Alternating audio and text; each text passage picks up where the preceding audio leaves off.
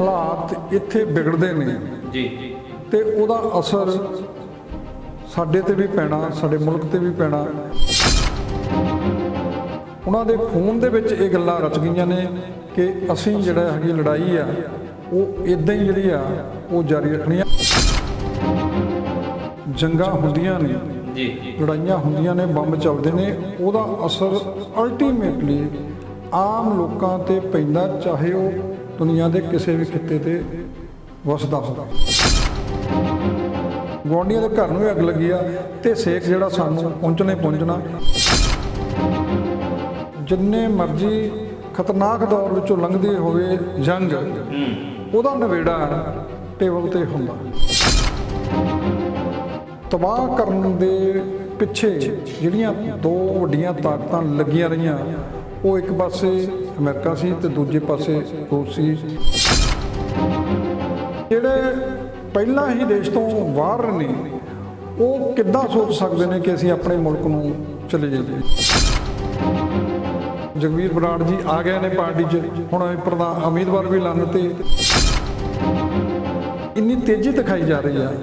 ਉਹਦੇ ਪਿੱਛੇ ਇੱਕ ਇਹ ਵੀ ਹੈਗਾ ਵੀ ਸ਼੍ਰੋਮਣੀ ਅਕਾਲੀ ਦਲ ਕਿਸੇ ਵੀ ਤਰੀਕੇ ਨਾਲ, ਕਿਸੇ ਵੀ ਢੰਗ ਨਾਲ ਉਹ ਸੱਤਾ ਦੇ ਵਿੱਚ ਵਾਪਸੀ ਆਪਣੀ ਚਾਹੁੰਦਾ ਹੈਗਾ। ਕੱਲਾ ਜਗਵੀਰ ਬਰਾੜ ਨੂੰ ਲਿਆ ਕੇ ਇੱਥੋਂ ਜਿਤਾਉਣਾ ਦਾ ਨਹੀਂ ਹੈਗਾ। ਉਹਨਾਂ ਦਾ ਮਕਸਦ ਹੈਗਾ ਵੀ ਜਿਹੜਾ ਨਵਜੋਤ ਸਿੱਧੂ ਦਾ ਬਹੁਤ ਵੱਡਾ ਲੈਫਟੈਨੈਂਟ ਹੈਗਾ, ਉਹ ਪ੍ਰਗਟ ਸਿੰਘ ਹੈਗਾ, ਉਹਨੂੰ ਤੁਸੀਂ ਕਿੱਦਾਂ ਢਾਉਣਾ ਹੈਗਾ। ਕੋਈ ਜ਼ਮਾਨਾ ਸੀ ਕਿਹਾ ਜਾਂਦਾ ਸੀ ਕਿ 12 ਕੋਹ ਤੇ ਜਾ ਕੇ ਬੋਲੀ ਬਦਲ ਜਾਂਦੀ ਹੈ, ਪਰ ਅੱਜ ਦਾ ਦੌਰ ਇਹੋ ਜਿਹਾ ਆ ਕਿ ਪੂਰਾ ਵਿਸ਼ਵ ਨਹੀਂ ਬਲਕਿ ਪੂਰਾ ਬ੍ਰਹਿਮੰਡ ਜਿਹੜਾ ਉਹ ਬਹੁਤ ਨੇੜੇ ਆਉਂਦਾ ਨਜ਼ਰ ਆ ਰਿਹਾ ਹੈ, ਕਿਉਂਕਿ ਤਕਨੀਕ ਨੇ ਸਾਨੂੰ ਬਹੁਤ ਨੇੜੇ ਲਿਆਂਦਾ ਆ। ਤੇ ਇਸ ਤਕਨੀਕ ਦੇ ਨੇੜੇ ਆਉਣ ਦੇ ਨਾਲ ਇੱਕ ਨਫਾ ਤੇ ਇੱਕ ਨੁਕਸਾਨ ਵੀ ਹੋਇਆ। ਨਫਾ ਇਸ ਕਰਕੇ ਕਿ ਕੋਈ ਵੀ ਸਾਡੇ ਤੋਂ ਸਾਨੂੰ ਦੂਰ ਮਹਿਸੂਸ ਨਹੀਂ ਹੁੰਦਾ, ਪਰ ਨੁਕਸਾਨ ਇਸ ਤਰੀਕੇ ਦਾ ਵੀ ਹੈ ਕਿ ਵਿਸ਼ਵ ਦੇ ਕਿਸੇ ਵੀ ਕੋਨੇ ਦੇ ਵਿੱਚ ਕੋਈ ਵੀ ਘਟਨਾ ਵਾਪਰਦੀ ਹੈ ਤਾਂ ਸਿੱਧੇ ਰੂਪ 'ਚ ਸਾਨੂੰ ਪ੍ਰਭਾਵਿਤ ਕਰਦੀ ਹੈ। ਸਤਿ ਸ਼੍ਰੀ ਅਕਾਲ, ਮੈਂ ਹਾਂ ਜਸਵੀਰ ਤੇ ਟੀਵੀ ਪੰਜਾਬ ਤੇ ਤੁਹਾਡਾ ਸਵਾਗਤ ਹੈ। ਇਸ ਵੇਲੇ ਅਫਗਾਨਿਸਤਾਨ ਦੇ ਵਿੱਚ ਜੋ ਕੁਝ ਵਾਪਰ ਰਿਹਾ ਆ ਉਹ ਭਾਰਤ ਨੂੰ ਵੀ ਪ੍ਰਭਾਵਿਤ ਕਰ ਰਿਹਾ ਹੈ। ਇਕੱਲਾ ਭਾਰਤ ਨਹੀਂ, ਅਮਰੀਕਾ ਤੇ ਹੋਰਨਾਂ ਮੁਲਕਾਂ ਨੂੰ ਵੀ ਪ੍ਰਭਾਵਿਤ ਕਰ ਰਿਹਾ ਹੈ। ਇਹ ਹੋਏ ਵਾਪਰੇ ਦਾ ਪ੍ਰਭਾਵ ਬਾਕੀ ਮੁਲਕਾਂ ਤੇ ਕਿਵੇਂ ਦਾ ਪਏਗਾ, ਇਹਦੇ ਮਾਇਨੇ ਕੀ ਨੇ, ਕਿਉਂ ਇਹ ਸਾਰਾ ਕੁਝ ਵਾਪਰਿਆ, ਉਸ ਦੇ ਉੱਤੇ ਵਿਸਥਾਰ ਤੇ ਚਰਚਾ ਕਰਾਂਗੇ। ਔਰ ਚਰਚਾ ਦੇ ਲਈ ਮੇਰੇ ਨਾਲ ਸਟੂਡੀਓ 'ਚ ਮੌਜੂਦ ਨੇ ਸੀਨੀਅਰ ਪੱਤਰਕਾਰ ਪਾਲ ਸਿੰਘ ਨੌਲੀ ਜੀ। ਨੌਲੀ ਸਾਹਿਬ, ਸਭ ਤੋਂ ਪਹਿਲਾਂ ਤਾਂ ਜੀ ਆਇਆਂ ਨੂੰ। ਸਤਿ ਸ਼੍ਰੀ ਅਕਾਲ। ਨੌਲੀ ਸਾਹਿਬ, ਅਫਗਾਨਿਸਤਾਨ ਬੜਾ ਸੰਬੰਧ ਰਿਹਾ ਵੈਸੇ ਤਾਂ ਭਾਰਤ ਦਾ ਪੰਜਾਬ ਦਾ, ਕਿਸੇ ਸਮੇਂ ਪੰਜਾਬ ਦਾ ਹੀ ਹਿੱਸਾ ਹੋਇਆ ਕਰਦਾ ਸੀ, ਉਹ ਦੌਰ ਬਹੁਤ ਪਿੱਛੇ ਦਾ ਆ। ਪਰ ਜੋ ਕੁਝ ਇਸ ਸਮੇਂ ਵਾਪਰਿਆ ਪਿਛਲੇ ਕੁਝ ਦਿਨਾਂ ਦੇ ਵਿੱਚ ਹੀ, ਜਿਸ ਤਰੀਕੇ ਨਾਲ ਤਾਲਿਬਾਨ ਨੇ ਉਹਨੂੰ ਆਪਣੇ ਕਬਜ਼ੇ ਦੇ ਵਿੱਚ ਲੈ ਲਿਆ, ਔਰ ਉਹ ਕਬਜ਼ੇ ਦੇ ਵਿੱਚ ਲੈਣ ਤੋਂ ਬਾਅਦ ਜਿਹੜੀਆਂ ਸਥਿਤੀਆਂ ਇਸ ਵੇਲੇ ਬਣਦੀਆਂ ਪਈਆਂ, ਪਹਿਲੀ ਗੱਲ ਤਾਂ ਇਹ ਮੇਰਾ ਖਿਆਲ ਹੈ ਕਿ ਆਪਾਂ ਆਪਣੇ ਦਰਸ਼ਕਾਂ ਨੂੰ ਦੱਸ ਦਈਏ ਕਿ ਹੁਣ ਜੇ ਤਾਲਿਬਾਨ ਨੇ ਕਬਜ਼ਾ ਕਰ ਲਿਆ ਉੱਥੇ ਅਫਗਾਨਿਸਤਾਨ ਦੇ ਉੱਤੇ, ਤੇ ਉਹਦਾ ਭਾਰਤ ਤੇ ਕੀ ਪ੍ਰਭਾਵ ਪੈਂਦਾ, ਪੰਜਾਬ ਤੇ ਕੀ ਪ੍ਰਭਾਵ ਪੈਂਦਾ, ਭਵਿੱਖ ਮੁਖੀ ਜਦੋਂ ਇਹਨੂੰ ਦੇਖਦੇ ਹਾਂ ਅਸੀਂ, ਤੇ ਕਿਸ ਤਰੀਕੇ ਨਾਲ ਇਹ ਚੰਗਾ ਆ ਜਾਂ ਮਾੜਾ ਆ, ਇਹ ਜ਼ਰੂਰ ਦਰਸ਼ਕਾਂ ਨੂੰ ਦੱਸ ਦਈਏ। ਜਸਵੀਰ ਜੀ, ਤੁਸੀਂ ਦੇਖਿਆ ਹੋਣਾ ਜਿਹੜੀਆਂ ਬੀਤੇ ਸਮਿਆਂ ਦੇ ਵਿੱਚ ਵੀ ਜਿਹੜੀਆਂ ਜੰਗਾਂ ਹੋਈਆਂ, ਜਿਹੜੇ ਯੁੱਧ ਹੋਏ ਆ, ਚਾਹੇ ਉਹ ਇਰਾਕ ਵਿੱਚ ਹੋਇਆ, ਚਾਹੇ ਲੀਬੀਆ ਦਾ ਚੱਲਦਾ ਰਿਹਾ, ਉਹ ਦੇਖਣ ਨੂੰ ਲੱਗਦਾ ਵੀ ਇੱਕ ਖਿੱਤੇ ਦੇ ਵਿੱਚ ਹੋ ਰਿਹਾ, ਸਾਡਾ ਉਹਨਾਂ ਵਾਹ ਵਾਸਤਾ ਨਹੀਂ ਹੈਗਾ, ਪਰ ਇਦਾਂ ਨਹੀਂ ਹੈਗਾ। ਤੁਸੀਂ ਦੇਖਣਾ ਵੀ ਕਿੰਨਾ ਲੰਮਾ ਸਮਾਂ ਇਰਾਕ ਦੇ ਵਿੱਚ ਅਮਰੀਕਾ ਲੜਦਾ ਰਿਹਾ, ਕਿੱਦਾਂ ਉਹਨੇ ਤਬਾਹੀ ਮਚਾਈ। ਉਦੋਂ ਬਾਅਦ ਉਹਦਾ ਅਸਰ ਜਿਹੜਾ ਸੀਗਾ ਦੱਖਣੀ ਏਸ਼ੀਆ ਦੇ ਉੱਤੇ ਤਾਂ ਪਿਆ ਹੀ ਪਿਆ, ਸਮੁੱਚੇ ਦੁਨੀਆ ਦੇ ਮੁਲਕਾਂ ਦੇ ਵੀ ਪਿਆ, ਕਿਉਂਕਿ ਉੱਥੇ ਤੇਲ ਦਾ ਬੜਾ ਵੱਡਾ ਜਿਹੜਾ ਭੰਡਾਰ ਸੀਗਾ, ਉਹ ਤੇਲ ਦੀਆਂ ਕੀਮਤਾਂ ਕਿੱਦਾਂ ਵਧੀਆਂ, ਉਹਦਾ ਅਸਰ ਫਿਰ ਉਹਦੀ ਜਿਹੜੀ ਖਰੀਦ ਆਪਾਂ ਕਰਦੇ ਹਾਂ, ਭਾਰਤ ਕਰਦਾ ਹੈਗਾ, ਤੇ ਫਿਰ ਜਦੋਂ ਆਮ ਲੋਕਾਂ ਨੂੰ ਉਹ ਤੇਲ ਮਹਿੰਗਾ ਮਿਲਦਾ, ਆਖਰ ਨੂੰ ਜਿਹੜੇ ਆ ਜੰਗਾਂ ਹੁੰਦੀਆਂ ਨੇ ਜੀ, ਲੜਾਈਆਂ ਹੁੰਦੀਆਂ ਨੇ, ਬੰਬ ਚੱਲਦੇ ਨੇ, ਉਹਦਾ ਅਸਰ ਅਲਟੀਮੇਟਲੀ ਆਮ ਲੋਕਾਂ ਤੇ ਪੈਂਦਾ, ਚਾਹੇ ਉਹ ਦੁਨੀਆ ਦੇ ਕਿਸੇ ਵੀ ਖਿੱਤੇ ਤੇ ਵਸਦਾ ਹੋਵੇ ਜੀ। ਇਹ ਤਾਂ ਜਿਹੜੀ ਅਫਗਾਨਿਸਤਾਨ ਦੀ ਜਿਹੜੀ ਲੜਾਈ ਹੈਗੀ ਆ, ਇਹਦਾ ਵੀ ਇਤਿਹਾਸ ਜਿਹੜਾ ਹੈਗਾ ਬੜਾ ਲੰਬਾ ਹੈਗਾ। ਤੁਸੀਂ ਦੇਖਿਆ ਹੋਣਾ ਵੀ ਜਦੋਂ ਰੂਸ ਨੇ ਲੰਮਾ ਸਮਾਂ ਫੌਜਾਂ ਉੱਥੇ ਵਾੜੀਆਂ ਹੋਈਆਂ ਸਨ, ਤੇ ਇੱਦਾਂ ਲੱਗਦਾ ਸੀ ਵੀ ਇਹ ਕਦੇ ਨਿਕਲਣੀਆਂ ਨਹੀਂ ਇੱਥੋਂ ਜੀ। ਇੱਦਾਂ ਦਾ ਦੌਰ ਆਇਆ ਵੀ 2 ਦਹਾਕਿਆਂ ਤੋਂ ਵੱਧ ਸਮਾਂ ਜਾਣੀ ਕਿ ਜਿਹੜੀਆਂ ਫੌਜਾਂ ਉੱਥੇ ਡੇਰਾ ਜਮਾ ਕੇ ਬੈਠੀਆਂ ਰਹੀਆਂ ਰੂਸ ਦੀਆਂ, ਤੇ ਉਹਦੇ ਨਾਲ ਜਿਹੜਾ ਅਮਰੀਕਾ ਜਿਹੜਾ ਉਹ ਖਹਿੰਦਾ ਰਿਹਾ ਹੈਗਾ ਜੀ। ਫਿਰ ਹੁਣ ਜਿਹੜਾ ਹੁਣ ਹਾਲਾਤ ਬਣੇ ਹੋਏ ਨੇ ਵੀ ਦੇਖੋ, ਅਮਰੀਕਾ ਹੁਣ 20 ਸਾਲਾਂ 'ਚ ਉੱਥੇ ਆਪਣੇ ਫੌਜੀ ਝੋਕ ਕੇ, ਆਪਣੇ ਮਸ਼ੀਨਰੀ ਝੋਕ ਕੇ, ਆਪਣੇ ਟ੍ਰਿਲੀਅਨ ਦੇ ਹਿਸਾਬ ਨਾਲ ਜਿਹੜੇ ਪੈਸੇ ਖਰਚੇ ਨੇ ਉਹਨੇ ਜੀ, ਹੱਲ ਕੁਛ ਨਹੀਂ ਨਿਕਲਿਆ ਉਹਦਾ। ਜੇ ਕਹੋ ਵੀ ਕੋਈ ਉਹਦੀ ਸਮੱਸਿਆ ਹੱਲ ਕਰ ਦਿੱਤੀ ਹੈਗੀ, ਅਸੀਂ ਤਾਲਿਬਾਨਾਂ ਨੂੰ ਜਿਹਨੂੰ ਕੱਟੜਪੰਥੀ ਮੰਨਦੇ ਨੇ ਜੀ, ਉਹਨਾਂ ਨੂੰ ਖਤਮ ਕਰਤਾ, ਇਦਾਂ ਦਾ ਕੁਛ ਨਹੀਂ ਰਿਹਾ। ਹੁਣ ਸਮਾਂ ਕਿ ਤੁਸੀਂ ਦੇਖਿਆ ਹੋਣਾ ਵੀ ਜਿੱਦਾਂ ਹੀ ਫੌਜ ਜਿਹੜੀ ਆ ਬਾਈਡਨ ਨੇ ਹੁਣ ਵਾਪਸ ਬੁਲਾ ਲਈ, ਹਾਲਾਂਕਿ ਇਹਦੀ ਪ੍ਰਕਿਰਿਆ ਪਹਿਲਾਂ ਤੋਂ ਹੀ ਤੈਅ ਸੀ, ਸ਼ਾਂਤੀ ਸਮਝੌਤਾ ਹੋਇਆ ਸੀ ਤਾਲਿਬਾਨ ਦੇ ਦਰਮਿਆਨ ਤੇ ਉਹਨਾਂ ਦੇ ਦਰਮਿਆਨ। ਡੋਨਾਲਡ ਟਰੰਪ ਸੀਗਾ ਉਦੋਂ ਜਦੋਂ ਆਪਣੇ ਰਾਸ਼ਟਰਪਤੀ ਸੀਗਾ, ਉਹਨਾਂ ਦੇ ਨਾਲ ਜਿਹੜੀ ਤਾਲਿਬਾਨ ਆਗੂਆਂ ਦੀ ਮੀਟਿੰਗ ਹੋਈ ਸੀ, ਇਹ ਕੋਈ ਬੰਦਾ ਸੋਚ ਵੀ ਨਹੀਂ ਸਕਦਾ ਸੀ ਕਿ ਤਾਲਿਬਾਨ ਤੇ ਜਿਹੜੀ ਅਮਰੀਕਾ ਹੈਗੇ ਆ ਇਹ ਬੈਠ ਕੇ ਟੇਬਲ ਤੇ ਗੱਲ ਲਈ ਰਾਜੀ ਹੋ ਜਾਣਗੇ, ਖਾਸ ਤੌਰ ਤੇ ਟਰੰਪ ਵਰਗਾ। ਹਾਂਜੀ, ਤੇ ਤੁਸੀਂ ਦੇਖੋ ਵੀ ਇੱਕ ਗੱਲ ਤਾਂ ਫਿਰ ਇਹ ਵੀ ਸਿੱਧ ਕਰਦੀ ਆ ਵੀ ਚਾਹੇ ਜਿੰਨੇ ਮਰਜ਼ੀ ਖਤਰਨਾਕ ਦੌਰ ਵਿੱਚੋਂ ਲੰਘਦੀ ਹੋਵੇ ਜੰਗ, ਉਹਦਾ ਨਵੇੜਾ ਟੇਬਲ ਤੇ ਹੁੰਦਾ ਜੀ, ਤੇ ਟੇਬਲ ਤੇ ਹੀ ਹੋਣਾ ਹੈ। ਇਤਿਹਾਸ ਇਹਨਾਂ ਗੱਲਾਂ ਦਾ ਗਵਾਹ ਰਿਹਾ ਹੈਗਾ। ਜਿਹੜੇ ਹੁਣ ਹਾਲਾਤ ਨੇ ਉੱਥੇ, ਹੁਣ ਹਾਲਾਤ ਜਿਹੜੇ ਹੈਗੇ ਆ ਉਹ ਸਾਡੇ ਦੇਸ਼ ਨੂੰ ਵੀ ਪ੍ਰਭਾਵਿਤ ਕਰਨਗੇ, ਖਾਸ ਕਰਕੇ ਪੰਜਾਬ ਨੂੰ ਵੀ ਪ੍ਰਭਾਵਿਤ ਕਰਨਗੇ, ਕਿਉਂਕਿ ਸਾਡੇ ਤਾਂ ਉਹ ਗੁਆਂਢ ਦੇ ਵਿੱਚ ਲੱਗਦਾ ਹੈਗਾ। ਬਿਲਕੁਲ, ਬਹੁਤ ਸਾਰੇ ਸਿੱਖ ਪਰਿਵਾਰ ਉੱਥੇ ਨੇ। ਹਾਂਜੀ, ਉਹ ਬੜੇ ਲੰਮੇ ਸਮੇਂ ਸਦੀਆਂ ਤੋਂ ਉੱਥੇ ਵਸਦੇ ਨੇ, ਤੇ ਬਹੁਤ ਸਾਰੇ ਬੰਦੇ ਤਾਂ ਜਾਣੀ ਕਿ ਉੱਥੋਂ ਦੌੜ ਵੀ ਰਹੇ ਦੇਸ਼ ਚੋਂ ਜੀ। ਹਾਲਾਤ ਇਦਾਂ ਦੇ ਬਣ ਗਏ ਨੇ, ਉਹ ਛੱਡ ਕੇ ਜਾ ਰਹੇ ਨੇ, ਜਿੱਦਾਂ ਦਾ ਵੀ ਜੋ ਵੀ ਘਰ-ਬਾਰ ਹੈਗਾ ਇੱਕ ਤਰ੍ਹਾਂ ਦਾ ਉਜਾੜਾ ਜਿਹੜਾ ਉਹਨਾਂ ਲੋਕਾਂ ਦਾ ਹੋ ਰਿਹਾ ਹੈਗਾ ਜੀ। ਪਰ ਕਿਸੇ ਮੁਲਕ ਦੇ ਵਿੱਚੋਂ ਭੱਜ ਜਾਣਾ, ਲੋਕ ਆਪਣੀ ਜਾਨ ਬਚਾ ਰਹੇ ਨੇ, ਆਪਣੇ ਪਰਿਵਾਰਾਂ ਨੂੰ ਬਚਾ ਰਹੇ ਨੇ, ਇੱਕ ਟੈਂਪਰੇਰੀ ਤਾਂ ਜਾਣੀ ਕਿ ਹੋ ਸਕਦੀ ਆ ਸਮੱਸਿਆ ਦਾ ਹੱਲ, ਪਰ ਇਹਦਾ ਪਰਮਾਨੈਂਟ ਹੱਲ ਨਹੀਂ ਹੈਗਾ ਇਹਦਾ। ਅੱਛਾ, ਇੱਕ ਚੀਜ਼ ਤੁਸੀਂ ਥੋੜਾ ਜਿਹਾ ਜ਼ਿਕਰ ਛੇੜਿਆ ਨਾ ਕਿ ਲੋਕ ਉੱਥੋਂ ਦੌੜ ਰਹੇ ਸੀ, ਪਤਾ ਨਹੀਂ ਕਿਉਂ ਮੈਨੂੰ ਉਹ ਤਸਵੀਰਾਂ ਯਾਦ ਆ ਗਈਆਂ। ਇੱਕ ਵੀਡੀਓ ਵੀ ਇਸ ਸਮੇਂ ਖਾਸਾ ਵਾਇਰਲ ਹੋ ਰਿਹਾ ਕਿ ਉਹਦੇ ਵਿੱਚ ਇੱਕ ਜਹਾਜ਼ ਉੱਡਦਾ ਤੇ ਉਸ ਜਹਾਜ਼ ਹਵਾਈ ਅੱਡਿਆਂ ਦਾ ਤਾਂ ਹਾਲ ਬੱਸ ਅੱਡਿਆਂ ਵਾਲਾ ਹੋਇਆ ਹੈ, ਜਿੱਦਾਂ ਧੱਕਾ ਮੁੱਕੀ ਹੋ ਕੇ ਜਹਾਜ਼ਾਂ ਦੇ ਵਿੱਚ ਚੜ੍ਹਨ ਦੀ ਕੋਸ਼ਿਸ਼ ਕਰ ਰਹੇ ਲੋਕ, ਔਰ ਇੱਕ ਜਹਾਜ਼ ਉੱਡ ਰਿਹਾ ਉਹਦੇ ਬਾਹਰ ਜਿੱਥੇ ਕਿਤੇ ਲਟਕਣ ਦਾ ਵੀ ਸਬੱਬ ਬਣਿਆ ਤੇ ਲੋਕ ਲਟਕ ਕੇ ਵੀ ਮੁਲਕ ਚੋਂ ਬਾਹਰ ਨਿਕਲਣਾ ਚਾਹੁੰਦੇ, ਔਰ ਲਗਭਗ ਦੱਸਿਆ ਜਾ ਰਿਹਾ ਖਬਰਾਂ ਦੇ ਮੁਤਾਬਕ ਕਿ 3 ਲੋਕ ਇਸੇ ਤਰੀਕੇ ਨਾਲ ਜਹਾਜ਼ ਤੋਂ ਡਿੱਗ ਕੇ ਮਰ ਗਏ ਨੇ, ਆਪਣੀਆਂ ਜਾਨਾਂ ਗਵਾ ਬੈਠੇ ਨੇ। ਪਰਾਂ ਦੇ ਵਿੱਚ ਜਾਣੀ ਕਿ ਉਹ ਲੁਕ ਗਏ ਸੀ, ਜਿੱਦਾਂ ਕਹ ਲਓ, ਜਾਂ ਉਹ ਚੜ੍ਹ ਨਹੀਂ ਸਕੇ, ਜਾਂ ਉਹਨਾਂ ਨੂੰ ਲੱਗਾ ਵੀ ਇੱਥੇ ਅਸੀਂ ਜੀ, ਜਿੱਦਾਂ ਬੱਸ 'ਚ ਲਟਕ ਕੇ ਚੱਲ ਜਾਂਦੇ, ਸ਼ਾਇਦ ਇਹਦੇ ਨਾਲ ਵੀ ਇੱਧਰ ਉਹ ਲਟਕ ਕੇ ਜਾਇਆ ਜਾ ਸਕਦਾ ਹੈ। ਲੋਕ ਇਦਾਂ ਆਪਣੀ ਜਾਨ ਬਚਾਉਣ ਦੇ ਲਈ ਲੱਗੇ ਹੋਏ ਨੇ, ਤੇ ਇਦਾਂ ਦੀਆਂ ਘਟਨਾਵਾਂ ਗਾਹੇ ਬਗਾਹੇ ਆਉਂਦੀਆਂ ਰਹਿੰਦੀਆਂ ਨੇ। ਜਦੋਂ ਤੁਸੀਂ ਕਿਸੇ ਮਜਬੂਰੀ ਬਸ ਕਿਸੇ ਸੰਕਟ ਕਰਕੇ ਜਦੋਂ ਪ੍ਰਵਾਸ ਕਰਦੇ ਆ ਜਾਂ ਉਹ ਦੇਸ਼ ਛੱਡਣਾ ਚਾਹੁੰਦੇ ਆ, ਤੁਸੀਂ ਕੋਈ ਵੀ ਖਤਰਨਾਕ ਢੰਗ ਜਿਹੜਾ ਅਪਣਾਉਂਦੇ ਆ ਲੋਕ, ਵੀ ਕਿਸੇ ਨਾ ਕਿਸੇ ਤਰ੍ਹਾਂ ਸਾਡੀ ਜਿਹੜੀ ਜਾਨ ਆ, ਦੇਖੋ ਜਾਨ ਬਚਾਉਣ ਦੇ ਲਈ ਤਾਂ ਉਹ ਚੜੇ ਸੀ, ਜਾਨ ਹੀ ਉਹਨਾਂ ਦੀ ਬਚੀ ਨਹੀਂ, ਜਾਣੀ ਜਾਨ ਬਚਾਉਣ ਲਈ ਜਾਨ ਦਾਅ ਤੇ ਲਾਤੀ। ਬਿਲਕੁਲ, ਹਾਂਜੀ। ਤੇ ਉੱਥੇ ਹਾਲਾਤ ਜਿਹੜੇ ਆ ਉਹ ਖਰਾਬ ਹੁੰਦੇ ਜਾ ਰਹੇ ਨੇ, ਤੇ ਤੁਸੀਂ ਦੇਖੋ ਵੀ ਹੁਣ ਆਪਣੇ ਮੁੱਖ ਮੰਤਰੀ ਸਾਹਿਬ ਨੇ ਵੀ ਕਿਹਾ ਹੈਗਾ ਵੀ ਜਿਹੜਾ ਇਹਦੇ ਵੱਲ ਕੇਂਦਰ ਜਿਹੜਾ ਹੈਗਾ ਧਿਆਨ ਦੇਵੇ, ਤੇ ਉੱਥੋਂ ਜਿਹੜਾ ਭਾਰਤੀ ਦੂਤਾਵਾਸ ਹੈਗਾ ਉਹਦਾ ਸਟਾਫ ਵੀ ਜਿਹੜਾ ਉੱਥੋਂ ਕੱਢ ਲਿਆ ਗਿਆ ਹੈਗਾ। ਤੇ ਇਹ ਜੇ ਹਾਲਾਤ ਇੱਥੇ ਵਿਗੜਦੇ ਨੇ ਤੇ ਉਹਦਾ ਅਸਰ ਸਾਡੇ ਤੇ ਵੀ ਪੈਣਾ, ਸਾਡੇ ਮੁਲਕ ਤੇ ਵੀ ਪੈਣਾ, ਤੇ ਜਦੋਂ ਜੰਗ ਦਾ ਪ੍ਰਭਾਵ ਪੈਂਦਾ ਤੇ ਉਦੋਂ ਫਿਰ ਬਹੁਤ ਕੁਝ ਜਿਹੜਾ ਸਾਡਾ ਬਦਲਦਾ ਨੇ, ਜਿਹੜਾ ਸਾਡੀ ਤਰਜ਼ੇ ਜ਼ਿੰਦਗੀ ਨੂੰ ਲੀਤੋ ਲਾ ਦਿੰਦਾ। ਅੱਛਾ, ਇੱਕ ਚੀਜ਼ ਹੋ ਰਿਹਾ ਨੌਲੀ ਸਾਹਿਬ, ਜਦੋਂ ਅਸੀਂ ਭਵਿੱਖ ਦੀ ਗੱਲ ਕਰਦੇ ਹਾਂ ਕਿ ਭਾਰਤ ਤੇ ਕੀ ਅਸਰ ਪੈਗਾ, ਰਣਨੀਤਿਕ ਤੌਰ ਤੇ ਵਿਸ਼ਵ ਦੇ ਵਿੱਚ ਇਸ ਸਮੇਂ ਪਾਕਿਸਤਾਨ ਤੋਂ 4 ਕਦਮ ਅੱਗੇ ਨਜ਼ਰ ਆਉਂਦਾ। ਪਾਕਿਸਤਾਨ ਪੁਸ਼ਤਪਨਾਹੀ ਕਰਦਾ ਤਾਲਿਬਾਨ ਦੀ, ਤਾਲਿਬਾਨ ਪੁਸ਼ਤਪਨਾਹੀ ਕਰਦਾ ਆ ਪਾਕਿਸਤਾਨ ਦੀ। ਹੁਣ ਜਦੋਂ ਵਾਇਆ ਇਹ ਚੀਜ਼ਾਂ ਹੋ ਕੇ ਨਿਕਲ ਕੇ ਦੇਖਦੀਆਂ, ਲੱਗਦਾ ਨਹੀਂ ਕਿ ਅੱਗੇ ਰਣਨੀਤਿਕ ਤੌਰ ਤੇ ਭਾਰਤ ਜਿਹੜਾ ਉਹ ਪਛੜ ਵੀ ਸਕਦਾ ਜੇ ਇਸ ਤਰੀਕੇ ਨਾਲ, ਕਿਉਂਕਿ ਅੱਤਵਾਦ ਦਾ ਕੋਈ ਧਰਮ ਨਹੀਂ ਹੁੰਦਾ, ਅੱਤਵਾਦ ਨੇ ਕੋਈ ਚੰਗਾ ਮਾੜਾ ਨਹੀਂ ਦੇਖਣਾ ਹੁੰਦਾ, ਉਹਨੇ ਤਾਂ ਸਿਰਫ ਆਪਣੀ ਗੱਲ ਮਨਵਾਉਣੀ ਹੁੰਦੀ ਆ। ਕੱਲ ਇਹਨਾਂ ਸਥਿਤੀਆਂ ਨੂੰ ਅਸਹਿਜ ਕਰਨ ਦੇ ਲਈ, ਅਣਸੁਖਾਵਾਂ ਕਰਨ ਲਈ ਉਹ ਤਾਂ ਕੁਝ ਵੀ ਕਰ ਸਕਦੇ ਆ, ਕਰਦੇ ਆਏ ਆ ਤੇ ਕਰਦੇ ਰਹਿਣਗੇ। ਇਦਾਂ ਦੀਆਂ ਚੀਜ਼ਾਂ ਦਾ ਸਪਸ਼ਟ ਸੰਕੇਤ ਮਿਲਦਾ ਹੈ। ਹੁਣ ਉਹ ਜਿਹੜਾ ਵਿਸ਼ਵ ਪੱਧਰ ਦੇ ਉੱਤੇ ਜਿਹੜੀਆਂ ਉਹ 4 ਕਦਮ ਪਿੱਛੇ ਜਾਣਾ ਪਏਗਾ ਭਾਰਤ ਨੂੰ ਪਾਕਿਸਤਾਨ ਤੋਂ, ਉਹਦਾ ਵੀ ਤਾਂ ਨੁਕਸਾਨ ਜਿਹੜਾ ਉਹ ਭਾਰਤ ਨੂੰ ਝੱਲਣਾ ਪਏਗਾ।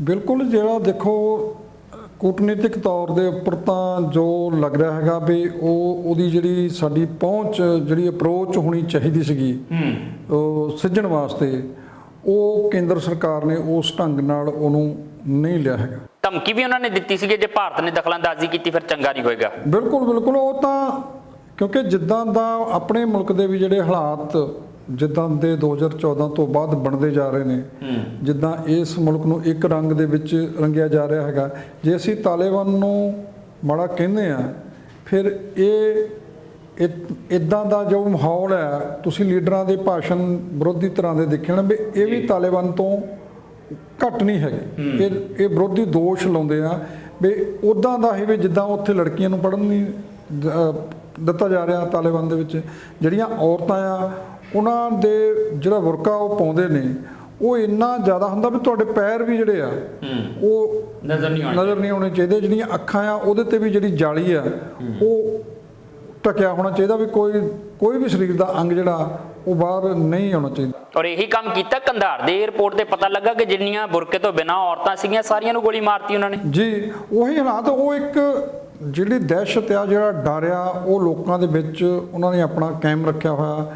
ਤੇ ਉੱਥੇ ਦੇਖੋ ਹੁਣ ਕਿਸੇ ਤਰ੍ਹਾਂ ਦੀ ਵੀ ਜਿਹੜੀ ਐਜੂਕੇਸ਼ਨ, ਜਦੋਂ ਲੋਕ ਪੜ੍ਹ ਹੀ ਨਹੀਂ ਸਕਦੇ, ਖਾਸ ਕਰਕੇ ਔਰਤਾਂ, ਜਿਹਨੂੰ ਕਿਹਾ ਜਾਂਦਾ ਵੀ ਜੇ ਇੱਕ ਔਰਤ ਪੜ੍ਹ ਜਾਂਦੀ ਆ ਤੇ ਸਮਝ ਲਓ ਸਾਰਾ ਪਰਿਵਾਰ ਜਿਹੜਾ ਉਹ ਪੜ੍ਹ ਜਾਂਦਾ।